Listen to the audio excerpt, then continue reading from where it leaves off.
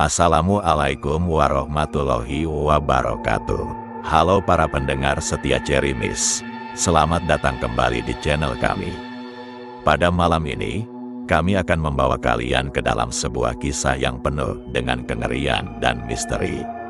Siapkan diri kalian untuk mendengarkan cerita yang akan membuat bulu kuduk kalian berdiri. Inilah kisah teror jam 3 di kos-kosan Margonda. Kisah nyata mahasiswi dan lemari berdarah.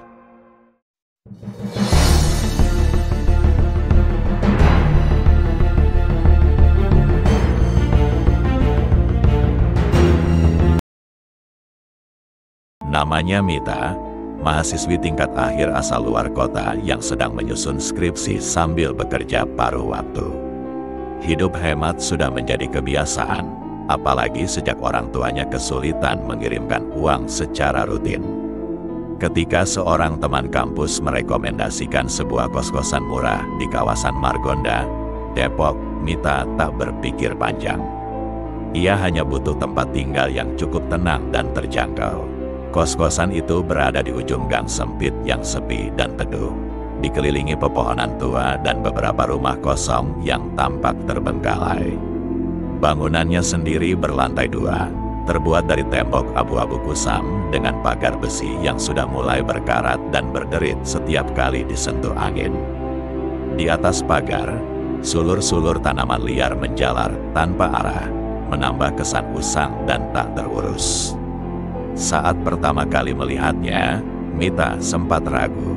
Bangunannya terlalu sunyi, terlalu tenang, seolah menyimpan sesuatu yang ingin disembunyikan. Tapi harga sewanya sangat murah, terlalu murah untuk lokasi sestrategis itu. Kos tersebut hanya dihuni 3 orang, 1 di lantai bawah, 2 di lantai atas.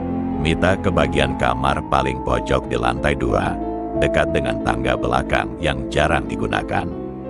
Menurut pemilik kos, Bu Murni, seorang wanita tua dengan mata sayu dan suara pelan, kamar itu memang jarang laku.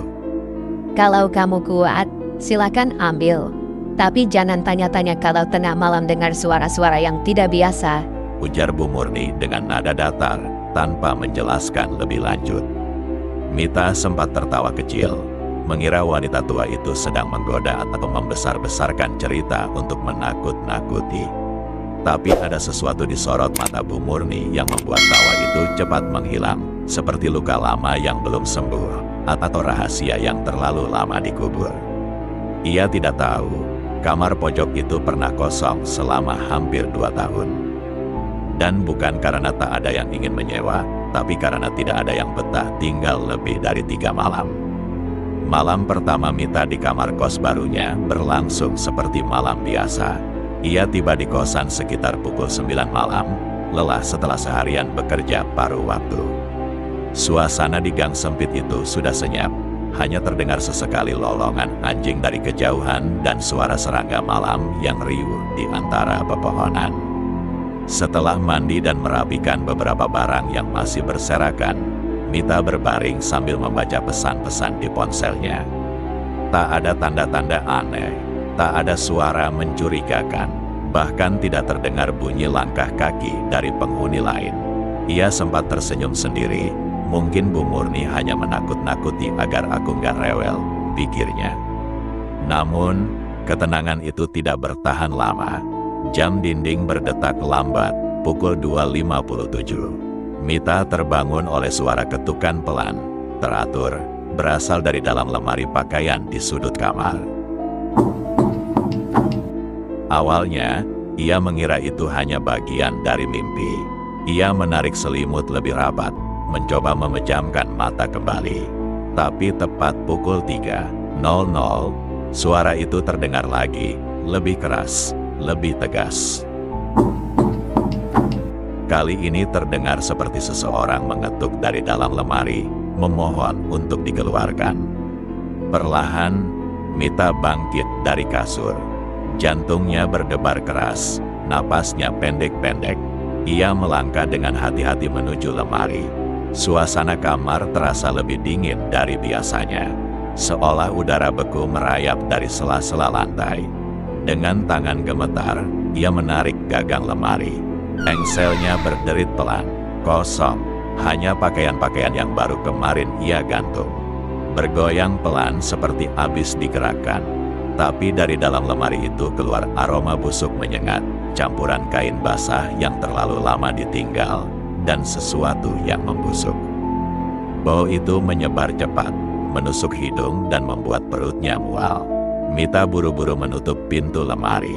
Tepat saat itu, lampu kamar tiba-tiba berkedip keras, lalu padam total. Sialnya, ponselnya mati. Ia lupa mengecas. Kamar tenggelam dalam kegelapan pekat. Tak ada cahaya dari jendela, tirainya tertutup rapat.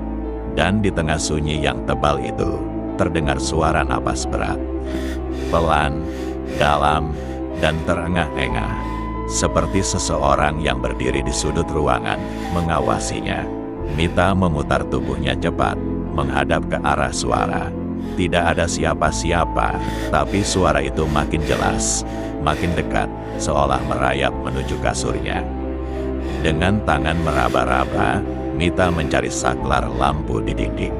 Jemarinya menyentuh permukaan dingin cat tembok, menelusuri hingga ia menemukan saklar dan menekannya dengan gugup. Lampu menyala, semuanya hening, tak ada siapapun, tak ada suara, tak ada napas. Tapi Mita yakin dia tidak sendirian tadi. Tubuhnya gemetar, ia duduk di pojokan kasur, memeluk lutut sambil menunggu pagi. Dan di dalam lemari yang tertutup itu, bau busuk masih mengendap. Tak mau pergi. Pagi itu, cahaya matahari masuk malu-malu dari celah tirai kamar Mita. Udara pagi di dalam kamar masih lembab dan menyisakan aroma ganjil dari kejadian semalam. Ia hanya tidur sebentar menjelang subuh, dengan mata yang terus terjaga penuh waspada. Tapi hidup harus terus berjalan. Setelah mandi dan bersiap untuk kuliah, Mita memutuskan untuk menyeduh kopi sachet di mug yang ia bawa dari rumah. Rasa manis pahit itu sedikit menenangkan pikirannya. Sebelum berangkat, ia memutuskan untuk berkenalan dengan penghuni kos lain. Selain agar tidak merasa sendiri, juga untuk mencari tahu apakah kejadian semalam itu normal atau hanya ilusi karena kelelahan dan tempat baru. Mita turun ke lantai bawah, menyusuri lorong sempit menuju kamar yang pintunya sedikit terbuka. Penghuni kos yang katanya sudah tinggal di sana hampir 2 tahun. Ia mengetuk pelan. Pintu terbuka setelah beberapa detik. Diana muncul dari balik pintu dengan tampang yang lebih lelah dari yang Mita bayangkan. Rambutnya diikat asal, mata cekungnya nyaris tak memandang lurus. Ia mengenakan kaos longgar dan celana training, tampak seperti seseorang yang sudah lama tidak tidur nyenyak. Pagi, aku Mita, anak baru, kamar atas, pojok. Sapa Mita dengan senyum ramah. Diana mengangguk lemah. Iya, aku tahu. Aku dengar kamu pindahan kemarin. Percakapan mereka berlangsung singkat tapi hangat. Mita merasa sedikit lega. Setidaknya ada orang yang bisa diajak bicara di tempat ini. Mereka berbincang sejenak di depan kamar. Berbagi cerita ringan soal kampus, dosen killer, dan makanan warteg langganan. Namun suasana berubah saat Mita akhirnya berkata pelan. Tapi, semalam, aku ngalamin hal aneh. Ia lalu menceritakan tentang suara ketukan dari lemari, bau busuk yang muncul tiba-tiba, dan mati lampu yang bersamaan dengan suara napas berat di kegelapan. Diana mendengarkan dengan ekspresi datar. Tak terkejut, tak juga bingung, seolah sudah tahu. Begitu Mita selesai bercerita, Diana hanya terdiam sejenak. Lalu ia menatap Mita untuk pertama kalinya dengan tatapan serius yang tak terbaca. Kamar pojok, iya. Gumam Diana lirih. Kalau kamu dengar suara tangisan dari lantai bawah jam 3, jangan turun. Apapun yang terjadi. Suara Diana pelan, tapi mengandung tekanan.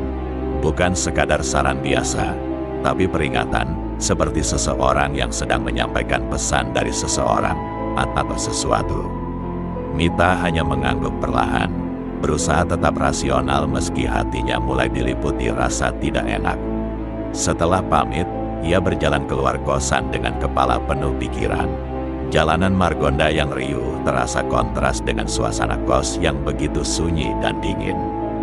Pada malam kedua, setelah Mita selesai dengan aktivitas kesehariannya, Mita tidur lebih awal malam itu, mencoba mengabaikan segala rasa takut yang masih tersisa dari kejadian malam sebelumnya. Ia membungkus tubuhnya dengan selimut, menyalakan lampu tidur, dan mencoba melupakan kejadian kemarin malam dan meyakinkan diri bahwa semua hanya efek kecapean. Tapi rasa nyaman itu hanya bertahan sampai jam dinding kembali menunjukkan pukul 3. Dan kali ini, yang membangunkannya bukan ketukan, melainkan tangisan. Tangisan lirih, nyaris seperti bisikan, berasal dari bawah tangga. Tapi suaranya begitu memilukan, seperti seseorang yang sedang meratapi kehilangan yang tak termaafkan. Tangis itu mengandung luka, dendam, dan sesuatu yang jauh lebih dalam, putus asa. Mita membuka matanya perlahan. Ia menegakkan tubuhnya, menahan napas sambil menajamkan telinga. Tangis itu terus berlanjut. Perlahan, ia bangkit dari tempat tidur. Kakinya terasa dingin saat menyentuh lantai. Setiap langkah menuju pintu seakan diselimuti kabut ketakutan yang tak terlihat. Ia memutar gagang pintu dengan pelan, hati-hati, dan mendorongnya sedikit hingga terbuka. Lorong di luar gelap dan hening, tapi suara tangis itu jelas berasal dari bawah tangga. Dengan tubuh setengah membungkuk, Mita melongok ke arah tangga yang remang-remang karena satu-satunya lampu lorong hanya berkedip samar. Dan di sana, ia melihatnya. Sosok perempuan duduk membungkuk di tengah anak tangga. Rambutnya panjang, kusut, menjuntai liar hingga hampir menutupi seluruh wajahnya. Gaunnya sobek-sobek, lusuh, dan basah oleh lumpur hitam dan bercak darah tua. Tubuhnya gemetar seperti kesakitan atau sedang menahan amarah yang luar biasa. Mita membeku, jantungnya berdentum keras di dalam dada. Kakinya berat, seolah tubuhnya ditahan oleh udara dingin yang pekat merambat dari arah tangga. Tiba-tiba, tangisan itu berhenti. Perempuan itu mendongak cepat. Gerakannya tak wajar, terlalu cepat, terlalu kaku. Mita melihat wajahnya dengan jelas. Kulit wajah sebelah kiri hangus, gosong seperti habis terbakar api, melepuh dan menghitam, dengan bola mata putih pucat tanpa pupil. Di sisi lain, wajahnya menampilkan bekas kecantikan yang hancur. Ada sisa-sisa manusia, tapi lebih dominan, kehancuran. Darah menetes dari rahangnya, menetes pelan ke anak tangga. Ia menatap lurus ke arah Mita. Lalu, ia tersenyum.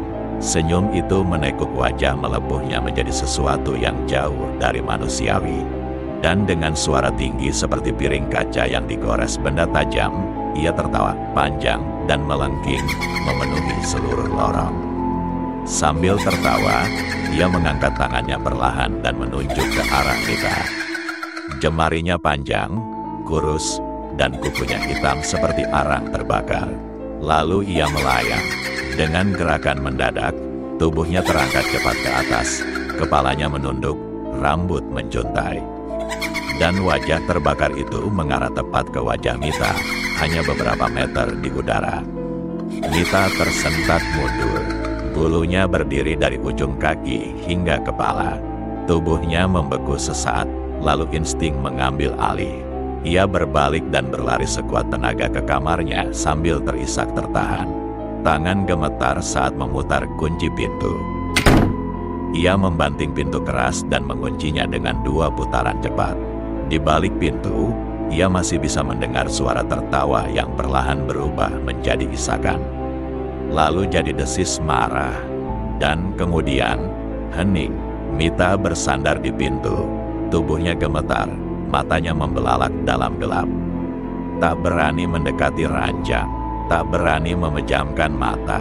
Ia duduk di sudut kamar, memeluk lutut hingga pagi. Dan entah mengapa, lemari itu kembali mengeluarkan bau busuk yang kini bercampur aroma daging terbakar. Pagi menjelang dengan langit yang mendung kelabu, seolah enggan menyambut hari baru. Mata Mita sembab, ia tidak tidur sedetik pun setelah kejadian itu. Tubuhnya lelah, tapi pikirannya dipenuhi tanya dan ketakutan yang belum menemukan bentuk. Tak tahan terus berada di kamar itu, Mita memutuskan keluar. Udara luar terasa sedikit menenangkan, meski gang sempit tempat kos itu berada tetap terasa asing dan sepi. Ia berjalan menuju sebuah warung kecil di ujung gang, sekadar untuk sarapan dan mencari napas segar. Warung itu sederhana, berdinding triplek dengan rak kaca berisi gorengan yang sudah setengah dingin. Seorang ibu parubaya berdiri di balik meja, sedang menyiapkan kopi untuk pelanggan. Permisi, Bu, saya Mita.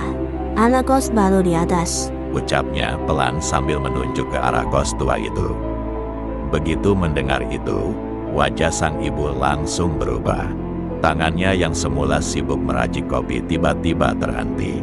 Ia menatap Mita tajam, lalu lirih berkata, Kamar pojok lantai 2. Mita mengangguk pelan. Sang ibu menunduk, menarik napas berat, lalu berkata dengan suara rendah yang seolah hanya ingin didengar Mita seorang. Dulu itu rumah keluarga, katanya harmonis. Sampai suatu malam, suaminya kehilangan kendali dan membunuh istrinya. Mayatnya disembunyikan di dalam lemari kamar pojok. 3 hari kemudian, si suami gantung diri di tangga. Sejak itu, siapapun yang tinggal di kamar itu selalu mengalami gangguan. Ia mendekat, menggenggam tangan Mita perlahan, dan berbisik nyaris tanpa suara. Sudah banyak yang kabur, ada yang kerasukan, ada yang hilang. Keluar dari sana, nak, sebelum telat. Darah Mita seketika membeku. Tangannya gemetar saat ia mengangkat gelas teh hangat yang baru saja disuguhkan. Perutnya seakan menolak makanan. Nafasnya tak teratur. Segera setelah pamit, ia kembali ke kos dengan langkah cepat. Pandangannya terus waspada, menoleh ke kanan kiri. Lorong menuju kamarnya terasa lebih sempit dari biasanya. Namun pintu kamarnya terbuka sedikit. Mita yakin sudah menutupnya rapat. Dengan hati-hati, Mita masuk ke kamar. Lemari itu seolah menunggunya. Ia teringat bau busuk dari dalamnya.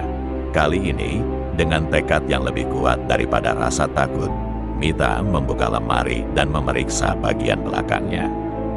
Jari-jarinya meraba dinding kayu tua, dan ia menemukan sepotong papan yang sedikit menonjol. Didorong perlahan, papan itu bergeser, memperlihatkan sebuah rongga kosong, cukup besar untuk menyembunyikan sesuatu. Dengan tangan gemetar dan senter HP menyala, Mita menyusuri isi ruang itu. Di dalamnya terdapat bungkusan kain kuning kusam yang sudah berjamur. Warnanya seperti bekas dibakar. Bau apek dan anyir menusuk hidung. Ia menarik bungkusan itu keluar pelan, takut isinya akan bergerak. Begitu kain terbuka, isi di dalamnya membuat Mita nyaris menjerit. Segumpal rambut panjang, lebat dan masih lengket. Sepotong kain kebaya robek, berlumuran noda coklat kehitaman. Dan di sela-selanya, kulit bawang putih kering. Beberapa butir merica, dan serpihan arang hitam. Bulu kuduk Mita berdiri. Jantungnya berdetak terlalu cepat hingga terasa nyeri. Ia membekap mulutnya agar tidak berteriak. Tangannya gemetar hebat. Tak berpikir panjang, Mita berlari keluar kamar, menuruni tangga tanpa mempedulikan apakah lantainya berderit atau tidak. Ia bergegas mencari Bu Murni. Setelah menyusuri lorong bawah, ia menemukan wanita tua itu duduk di kursi rotan dekat dapur, menghadap jendela belakang yang buram. Bu Murni, saya nemu ini. Ucapnya terbatas sambil menyodorkan bungkusan kain kuning itu. Begitu melihatnya, wajah Bu Murni berubah drastis. Matanya membelalak, rahangnya mengatup kaku, dan untuk pertama kalinya suaranya naik. Ya Allah, kamu terlalu berani, nak. Itu bukan untuk dibuka. Tempat itu sudah disegel secara halus. Kau tidak seharusnya menyentuhnya. Suara Bu Murni gemetar. Ia berdiri cepat dan meraih tangan Mita dengan kuat. Kamu harus segera keluar dari kamar itu. Sekarang juga, atau sesuatu akan menempel padamu. Mita masih terpaku, ingin bertanya lebih jauh. Namun tatapan Bu Murni tak memberinya ruang untuk itu. Mata wanita tua itu tampak berkaca-kaca, bukan karena marah, tapi karena takut pada sesuatu yang sudah lama terkubur, namun kini, seperti telah dibangunkan kembali. Tapi Bu, saya nggak tahu harus kemana. Ucap Mita dengan suara pelan, nyaris putus asa. Ia memang tidak punya keluarga di kota ini, dan uang tabungannya nyaris habis untuk hidup sehari-hari.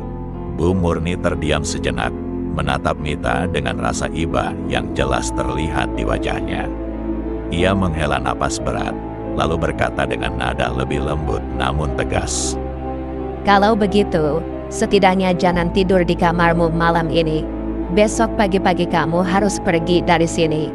Uang kosan kamu akan ibu kembalikan utuh, dan apapun yang terjadi malam nanti, jangan kembali masuk ke kamar itu. Mita hanya mengangguk lemah. Kepalanya dipenuhi kekhawatiran. Ada kelelahan yang tak sekadar fisik, tapi juga mental. Setelah mengucapkan terima kasih dengan suara nyaris tak terdengar, ia berbalik meninggalkan Bu Murni yang kini tampak jauh lebih tua dari sebelumnya. Wanita itu hanya bisa memandangi punggung Mita sambil memegangi dada, seperti sedang menyembunyikan rasa bersalah yang dalam. Siang itu, setelah membersihkan diri dan mencoba menenangkan diri sejenak, Mita berangkat ke kampus. Ia tak banyak bicara hari itu. Bahkan saat teman-temannya bercanda di sela-sela kelas, pikirannya melayang-layang, terus mengulang apa yang ia lihat, apa yang ia temukan, dan apa yang mungkin menantinya malam nanti. Selesai kuliah, Mita langsung melanjutkan pencarian kosan baru. Ia menyusuri iklan daring dan bertanya ke beberapa teman. Hingga akhirnya, menjelang sore, ia menemukan satu kosan yang cukup nyaman di daerah yang sedikit lebih ramai. Bangunannya bersih, lingkungan tenang, dan pengelolanya ramah. Harganya memang lebih mahal dari kos lamanya, tapi Mita merasa itu sepadan demi bisa tidur dengan tenang. Kebetulan kamarnya baru kosong kemarin. Ujar pemilik kos, seorang ibu muda yang ramah. Tapi masih harus dibereskan dulu, jadi kamu bisa pindah besok, ya. Mita mengangguk dengan lega. Nggak apa-apa, Bu. Saya bisa tunggu sampai besok. Setelah menandatangani formulir singkat dan membayar uang muka, Mita pun kembali ke kos lamanya menjelang maghrib. Langit sudah mulai gelap, dan lorong sempit menuju kosan kembali terasa sunyi seperti malam-malam sebelumnya. Tapi entah karena kelelahan, atau karena pikirannya mulai merasa aman karena sudah mendapatkan tempat baru, Mita lupa akan pesan Bu Murni. Lupa bahwa ia tidak boleh tidur di kamar itu malam ini. Lupa bahwa sesuatu mungkin belum selesai dengannya. Malam pun datang perlahan, dan kamar itu menunggu dalam diam. Tepat pukul 3 dini hari, jam dinding tua berdetak pelan. Dan pada detik ke-0, lemari di sudut kamar Mita berdecit pelan, lalu terbuka dengan sendirinya. Meski tak ada angin, tak ada sentuhan. Suara engselnya terdengar panjang, melukai keheningan malam. Dari dalam kegelapan lemari itu, keluar kabut tipis seperti asap pekat, dan perlahan sosok itu muncul. Rambutnya panjang kusut, menjuntai basah seperti habis direndam lumpur. Tubuhnya mengenakan kebaya robek penuh darah dan tanah. Lengannya kaku seperti patah, namun tetap bergerak. Dan wajahnya kini terlihat sangat jelas di bawah cahaya remang lampu tidur. Sebelah muka hangus seperti arang, kulitnya mengelupas memperlihatkan daging hitam gosong. Mata kirinya merah menyala, sementara mata kanannya bolong seperti habis dicungkil. Dari celah bibir melepuh, darah kental mengalir tanpa henti, menetes ke lantai dengan suara lirih. Tiba-tiba, Dari segala penjuru kamar, terdengar suara-suara aneh menyusul, jeritan melengking. Suara tangisan anak kecil, bunyi kursi diseret, dan suara pintu dibanting berulang-ulang. Lemari seolah berguncang sendiri, dan udara kamar menjadi sangat dingin hingga uap napas Mita terlihat meski tak ada AC menyala. Di luar kamar, terdengar suara Diana berteriak sambil menggedor pintu keras-keras. Mita, keluar. Sekarang, jangan di kamar itu. Mita tersentak bangun dengan jantung berdebar tak karuan. Tubuhnya berkeringat dingin, tenggorokannya kering, dan pandangannya berkunang-kunang. Ia segera bangkit, berlari ke pintu, membuka kunci dengan tangan gemetar. Tapi saat ia membukanya, lorong luar kosong. Tak ada Diana, tak ada suara, tak ada jejak siapapun. Sunyi. Mita berdiri di ambang pintu, napasnya tercekat. Sesuatu terasa salah, sangat salah. Dan saat ia berbalik ke dalam kamar, makhluk itu sudah berdiri tepat di belakangnya. Hanya beberapa sentimeter dari wajahnya. Sosok itu menatap langsung ke mata Mita, matanya merah, penuh kebencian dan penderitaan.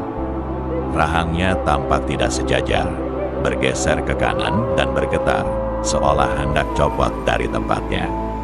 Darah segar terus mengucur dari sela giginya yang retak-retak. Makhluk itu membuka mulutnya lebar-lebar, terlalu lebar untuk ukuran manusia, hingga tulang rahangnya mengeluarkan suara yang menusuk telinga. Dan dari dalam mulut itu, keluarlah tawa mengerikan, nyaring, serak, dan penuh kemarahan. Seperti suara manusia yang dicampur dengan lolongan binatang liar yang sedang sekarat. Tangan kurusnya yang panjang perlahan terangkat, dengan kuku-kuku hitam tajam mengarah ke leher Mita. Udara di sekitarnya menjadi sangat dingin. Bau daging busuk menyelimuti ruangan. Ketakutan menyelimuti Mita secara menyeluruh.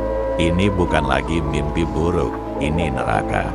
Dan sebelum ia bisa menjerit, dunia di sekelilingnya mulai memudar. Pandangannya kabur, tubuhnya lemas, dan semuanya menghitam. Mita pingsan, dan kamar itu kembali hening.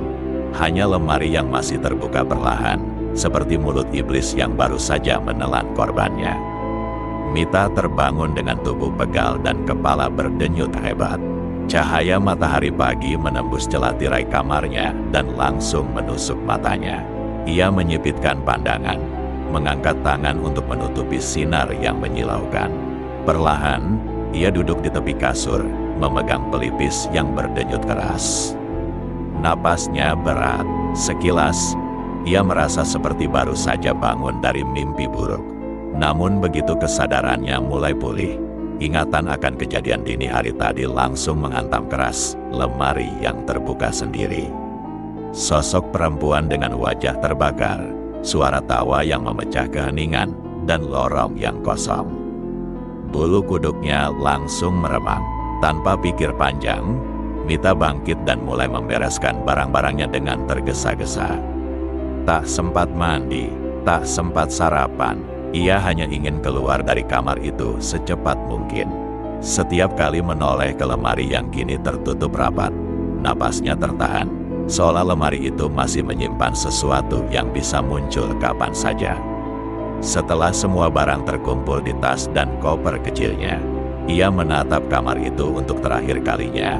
Lantai berdebu, dinding kusam, dan bau lembab yang kembali muncul entah dari mana.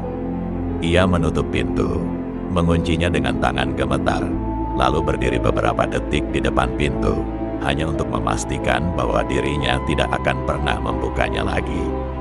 Saat turun ke bawah, Mita melihat Diana baru keluar dari kamarnya. Wajahnya masih pucat, matanya merah seperti habis menangis semalaman. Mereka saling menatap tanpa banyak kata. Aku pindah, Dian. Kata Mita pelan, suaranya nyaris berbisik. Diana hanya mengangguk, lalu dengan suara rendah, ia menjawab.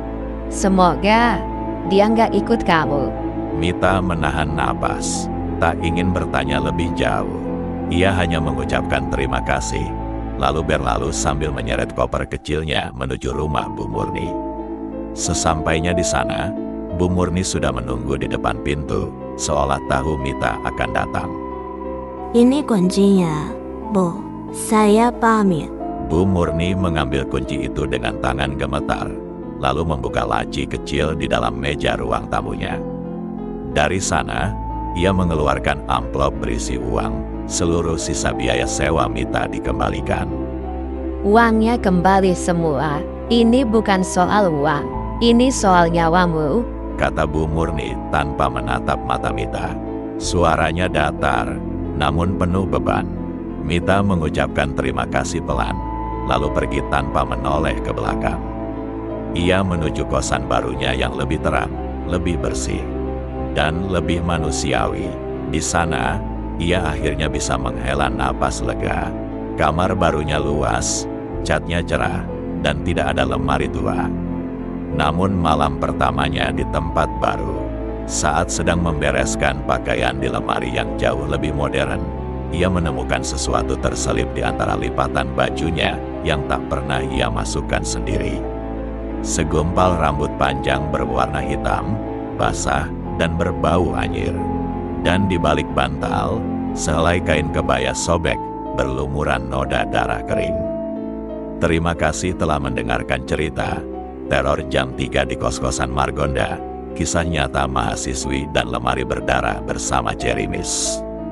Kami harap kisah ini memberikan pengalaman mendebarkan bagi kalian semua. Ingatlah, di setiap kesendirian malam, selalu ada sesuatu yang tak terduga menunggu.